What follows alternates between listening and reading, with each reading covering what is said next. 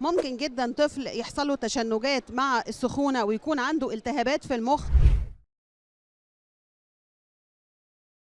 بالنسبة للسن الأكبر طبعا ممكن يتشنج تشنج حقيقي نتيجة أسباب مختلفة، أهمها اختلاف نسبة المعادن في الدم، زي مثلا نقص كالسيوم، نقص سكر، نقص مغنيسيوم. ممكن جدا طفل يحصل له تشنجات مع السخونة ويكون عنده التهابات في المخ، بالذات لو التشنجات ديت متكررة والطفل فقد الوعي أو ما بيفوقش ما بين التشنج والآخر. ساعتها الأم لازم تروح بالطفل المستشفى علشان يتعمل له بذل من ظهره وياخد العلاج بتاعه المظبوط. اسباب اخرى متنوعه زي مثلا لا قدر الله لو في اورام على المخ، لو في مثلا خراريج في المخ، طبعا بنحتاج ان احنا نعمل رنين مغناطيسي على المخ. لما بنعمل كل ده سواء المعادن وبنعمل رنين وبيطلع سليم، بنلجأ بعد كده لتحاليل جينات معينه، لان ممكن الطفل ده يبقى عنده جين وراثي مسبب له استعداد للتشنجات.